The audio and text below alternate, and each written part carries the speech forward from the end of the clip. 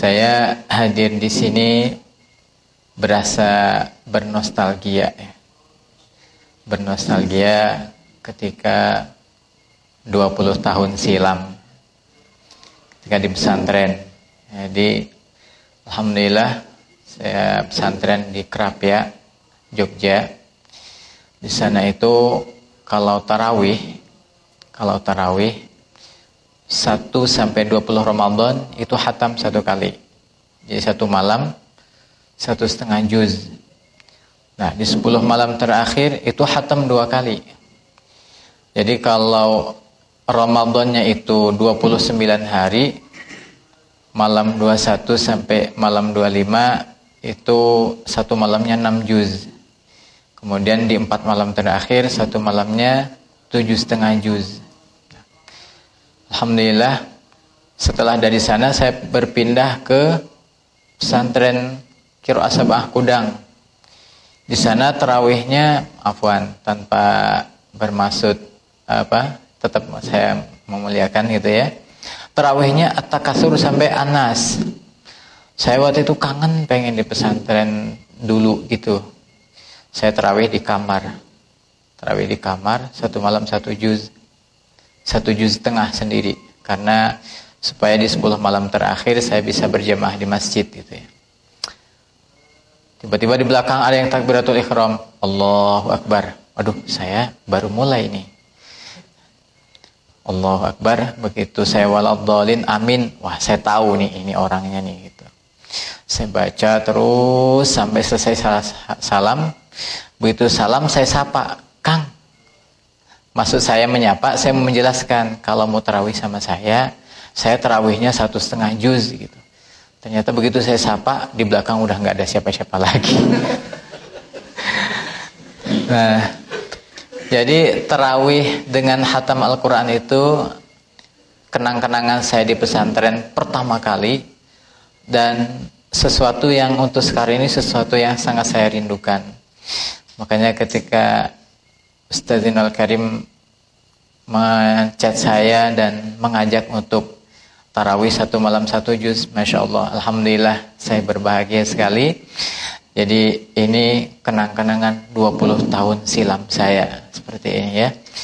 Jadi kalian mumpung masih di sini, jangan bilang capek, jangan bilang ngantuk, selesainya malam. Nanti akan terasa ketika kalian sudah di rumah. Susah cari teman tarawih dengan sholat yang panjang, yang ada juga at-takasur sampai Anas 10 menit 10 rakaat.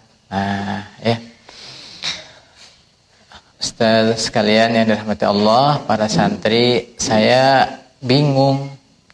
Ini saya mesti menyampaikan apa nih di depan santri? Karena saya yakin pasti setiap hari nih nyatos eta anu di uplak unggal dintennya ya. Saya di sini pengen murojaah saja. Mudah-mudahan saya mendapatkan keberkahan dari majlis ini. Saya pengen murojaah saja karena 20 tahun silam dengan keterbatasan saya tidak bisa mengakses literasi secara maksimal. Paling yang bisa saya akses itu Google. Saya pakai kaidahnya Ustadz Ahmad Humaidi. Kata beliau, man lam yataghawwal fahuwa jahilun. Siapa yang tidak bisa menggoogle, nah itu orang jahil. Tapi jangan diturutin ya. Jangan diturutin. Dan nggak usah saya ulang. Khawatirnya kalau saya ulang sekali lagi nanti pada hafal dan dijadikan kaidah. Nah, di situ saya banyak membaca-baca, mudah-mudahan. Tapi saya berhusnuzon, yang menulis di situ pasti mempertanggungjawabkan apa yang beliau tulis, gitu ya. Kenapa kita harus menghafal Quran?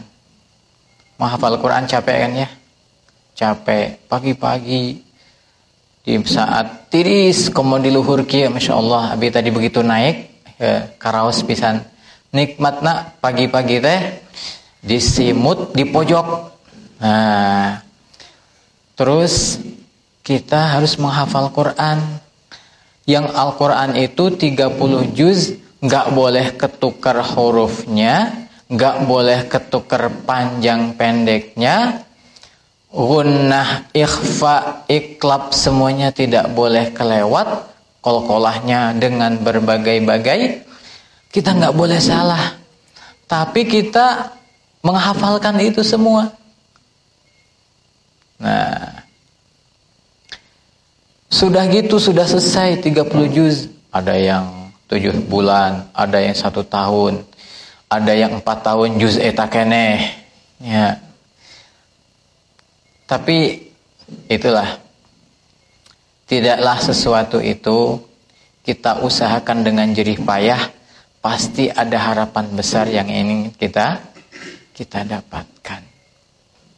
Saya teringat, nanti kalau salah tolong diingatkan saja. Apa yang saya ingat ketika saya merenungi ayat ini waktu awal belajar bahasa Arab, baru mengenal anta, antuma, antum, tiba-tiba mengenal ana, nahnu, itu kan ya.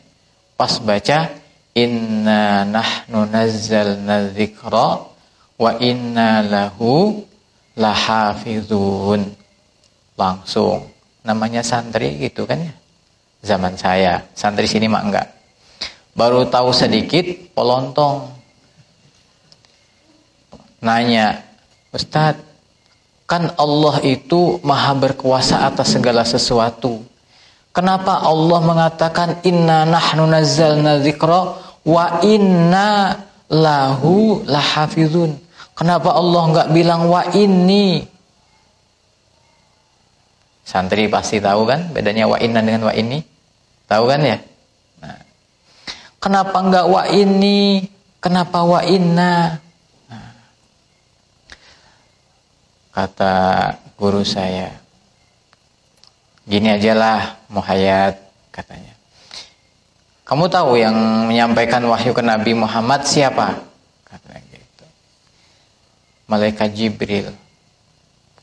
Allah bisa nggak menyampaikan langsung ke Nabi Muhammad? Bisa. Kenapa pakai malaikat Jibril? Ya itu tugasnya malaikat Jibril. Oh ya juga ya. Dijawab sendiri. Jadi nanya sendiri, dijawab sendiri gitu kan. Terus wa inna lahu lahafizun. Kenapa nggak wa ini? Terus kamu ngapain ngapalin Quran?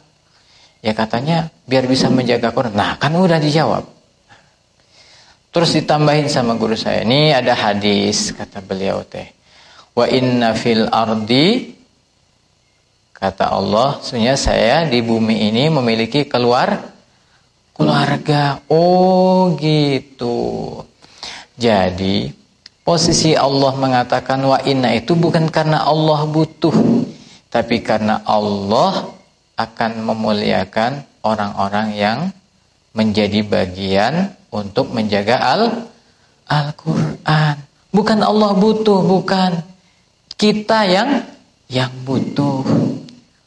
Karena Al-Quran itu sesuatu yang mulia, maka semua yang menempel kepada Al-Quran itu pasti akan dimuliakan oleh Allah. Al-Quran diturunkan di bulan Ramadan, di malam Lailatul Qadar. Kata Allah kan gitu ya. Al-Quran itu diturunkan di malam Lailatul Qadar. Kalau Al-Qurannya diturunkan di bulan Rajab, berarti Lailatul Qadarnya pindah nggak kira-kira? Nah, berarti kemuliaan Ramadan ini salah satunya karena bulan ini bulan diturunkannya Al-Quran. Bahkan saya dengar nih kata guru saya, Malaikat Jibril itu menjadi malaikat yang paling mulia diantaranya karena beliau ditugaskan untuk menyampaikan Al-Quran. Jadi pokoknya yang bersama dengan Al-Quran insya Allah dimuliakan oleh Allah. Terus belajar lagi. Iqra'il Quran wartaqi warattil kama kunta turattilu fid dunya ila akhirih. InsyaAllah pada hafal. Nanya lagi, loh Ustaz, warotil itu kan kata perintah. Sedangkan ini ceritanya katanya nanti di surga. Kok disuruh, bukannya di surga itu darul jaza, bukan darul amal. Nah ini lagi gitu. Ya inilah salah satu bentuk pemuliaan Allah kepada ahlul Quran lagi. Karena di surga nggak ada perintah sholat. Ada perintah sholat di surga? Nggak ada. Saum? Nggak ada. Tapi ada perintah untuk mentartilkan Quran. Seperti apa? Ya seperti ketika di dunia. Berarti siapa yang disuruh mentartilkan? Orang yang selama di dunia ini senantiasa tilawah Al-Quran. Bahkan kata Allah, kata Rasulullah, fa inna manzilataka akhira ayatan taqra'uha. Syarahnya silahkan baca sendiri.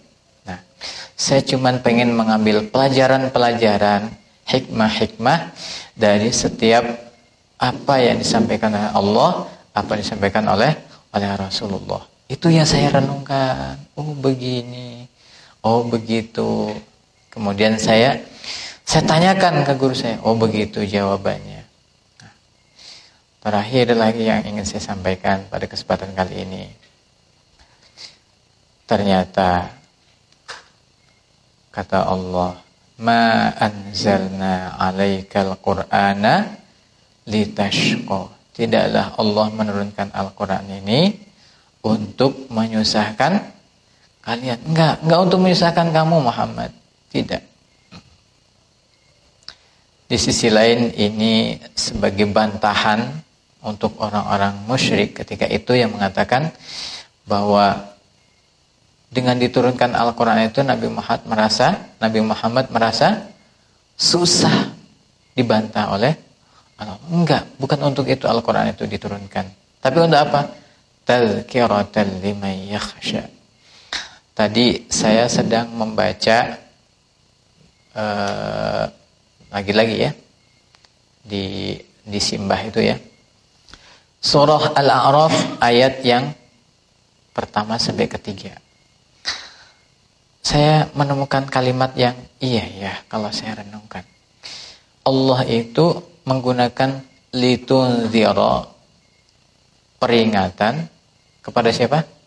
Orang kafir. Sedangkan untuk orang mukmin Allah menggunakan kata zikra, pelajaran. Memang kalau diterjemahkan bisa sama-sama aja. Tapi kalau diperhatikan beda dua kata itu.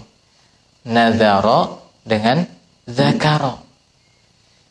Masya Allah. Ya.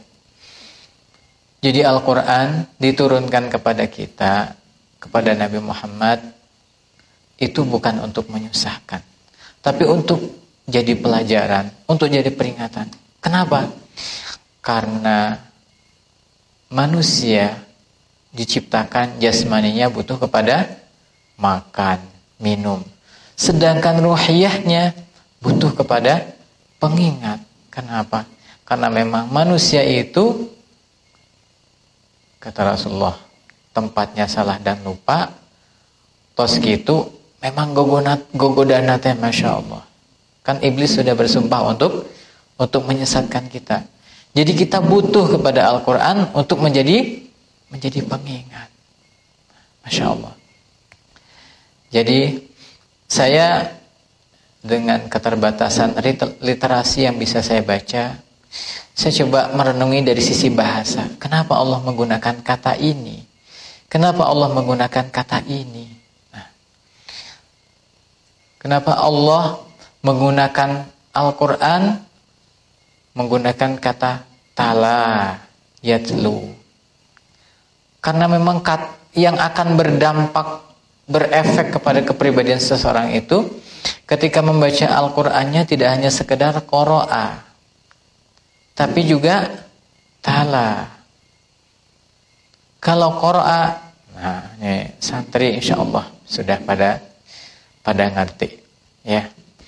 Jadi begitu Al-Qur'an itu Allah berikan kepada umat Nabi Muhammad SAW sebagai nikmat terbesar yang mestinya ya menjadi sesuatu yang sangat kita syukuri, terlebih pada para santri GRQ ini telah Allah pilih kalian semua untuk menjadi keluarga-keluarganya. Insya Allah jadi keluarga gubernur aja enakan ya. Saha eta keponakannya gubernur gitu.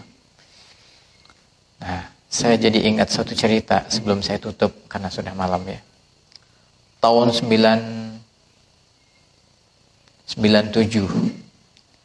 mau MTQ di Palu tahun 97. Kami sedang training 2000 ke Palu.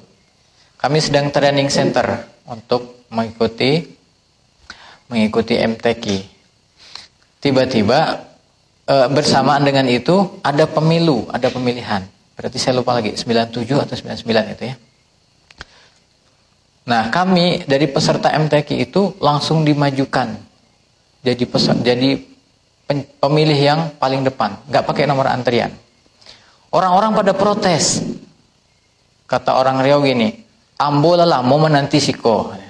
Nah, kata orang Sunda, abdi tos lami ngantosan. Nah, ujug-ujug eta kapayun, gitu. Begitu dipanggil pertama, Saudara Murtado Habibi. Murtado Habibi. Oh iya, dia saudaranya Habibi, katanya gitu. Itu ada Habibinya. Itu baru dianggap keluarga saja, sudah diistimewakan seperti itu. Itu bukan Habibi yang aku saudara, tapi orang yang menganggap saudara karena namanya sama-sama Habibi. Nah, kita menjadi keluarganya Allah. Kalian menjadi keluarganya Allah. Maka insya Allah, pasti kalian akan diistimewakan oleh Allah.